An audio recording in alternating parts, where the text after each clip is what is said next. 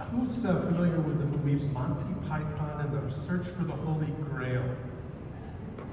Okay, do you remember the scene where there is a fluffy white rabbit, and this fluffy white rabbit is behaving in a way that is anything but fluffy, and it was King Arthur who said to the knights that say, "Nee," what did he say? He said, "Run away, run away, run away." Those were the instructions. There's even, if you have the soundtrack to the movie Monty Python and the Search for the Holy Grail, there is a runaway song that isn't played really during that scene, but it's a cute little Monty Python-esque song. All right, so bear with me, go with it. In today's reading from Matthew 4, 12 to 23, thanks Bob for filling in at the last second there, Jesus was gearing up to start. He was going to call disciples. He was going to preach and teach and heal. And then something happened. His cousin John got arrested. So Jesus ran away. He got out of Dodge. He left his hometown, which was near the government enforcers, and went to Capernaum, a more remote sea village that had easier escape routes from the authorities. This is what happened. Of course, we can look at it now and say that it was wise for Jesus to start in the rural areas. It was wise for him to preach and teach and heal in country settings so that he could build a following that would last after Jesus was gone. But I think that when Jesus got arrested, when John got arrested, sorry, Jesus didn't get arrested until later. When John got arrested, Jesus thought, great, now what? My plans are ruined. I'm going to have to rearrange things and figure out a new way to do what I'm here to do. Do you ever get the idea that we all are either running away from something or running towards something? I guess we're also sometimes just standing there wondering what to do next. So Jesus, wondering what to do next, ended up in Capernaum, and there he found some fishermen. Now, these were not ordinary fishermen, except they were ordinary fishermen. Two young brothers casting a net into the sea. And Jesus came up to them and told them to follow him. They dropped their nets and followed him, just like that. Just like that. We've often asked the questions, at least I did in Sunday school, my Sunday school teachers asked it, why would anyone just drop their nets and follow anyone just like that? And usually the answer was, they must have known someone extraordinary was in their midst. They must have recognized Jesus as the Christ, the anointed one, the one who would change everything. Except no, they didn't, they wouldn't. There's more to this story.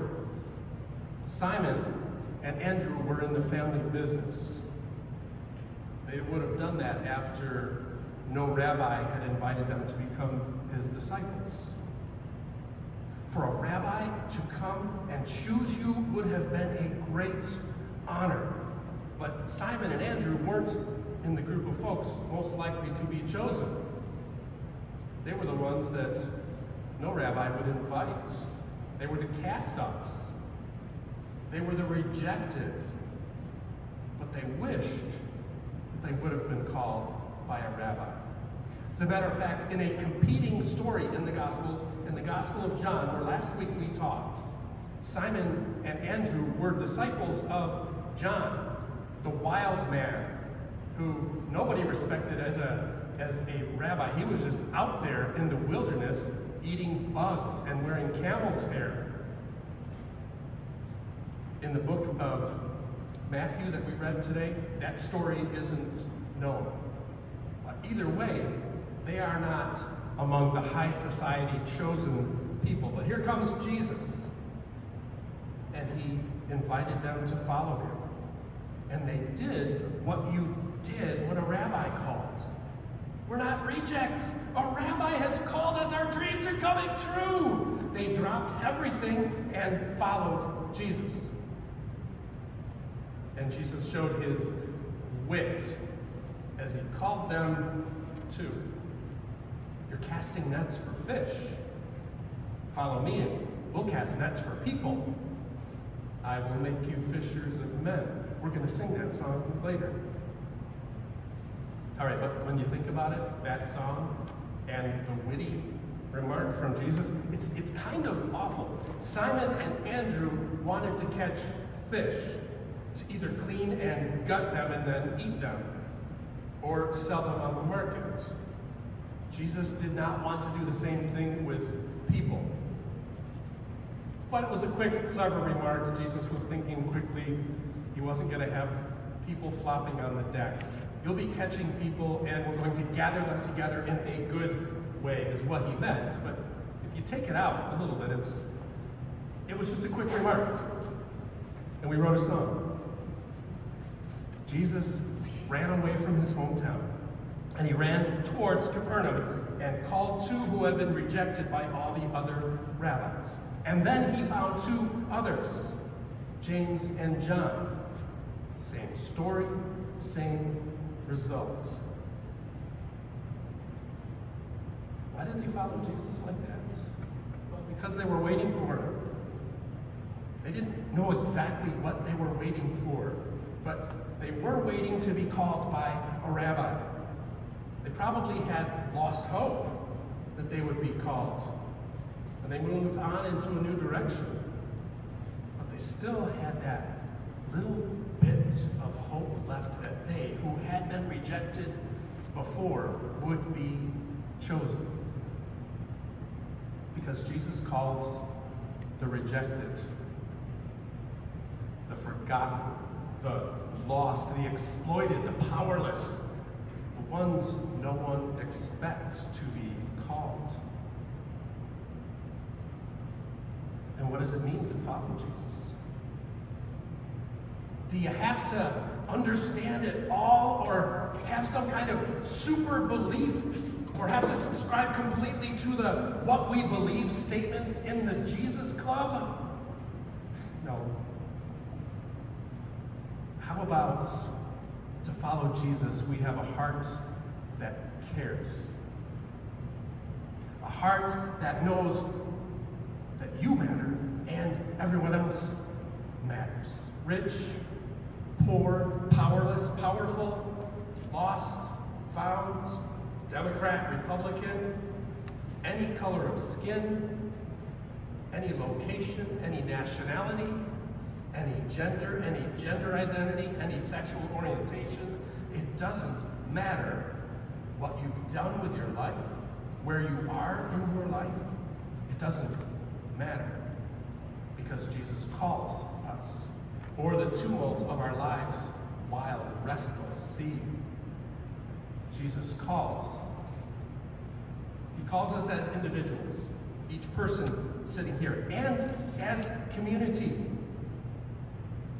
as the church, as we gather. When we gather, we're kind of like ice cream. How many of you ever made hand-cranked ice cream? Hand-cranked, or sometimes with a motor on top. And remember, you have to put the cream in there and the sugar and usually some eggs for French vanilla. And then on the outside, you've got all the salt that sort of cures it, or actually makes it colder, so that when you're stirring, and then you get to eat that ice cream when it's just right. But then, after a little while, the bucket of ice cream that is no longer in the salt, it's not as cold, it's not in the freezer, it's out, and it starts getting softer, and it's like syrup or pudding. And I know kids usually love that last part, the ice cream soup at the end. Anybody ice cream soup people? Yes, no, ice cream soup? Well, when it gets all soupy, it's still good, but it's not really ice cream anymore, right? It needs to be frozen again. So church is like us being ice cream and in the freezer. When we just come out from church, we're frozen, we're like ice cream. We're ready to do the work in the world. We've come to sanctuary, and now we're dismissed to go and serve. But throughout the week, this is a terrible week to talk about ice cream like thawing, but we start to thaw out. We're not quite as motivated. We're a little tired. We're doing the work, but it's hard. There's so much going on. There's so much anger. There's so much hate. And so we come back, and we're inspired again. We're chilled down like ice cream, but we're also inspired to go out into the world, because church is both. Church is sanctuary, and church is inspiration. As community, Jesus calls us. And we have a couple of ways that we can respond. One way, a la Monty Python, is run away, run away, run away. I don't want anything to do. I like coming to church, but I don't want anything to do with the rest of it. Or maybe a better way to respond is the way that Simon and Andrew and James and John and in other stories the rest of the disciples did. They didn't run away, they ran toward. And they did it immediately. Amen.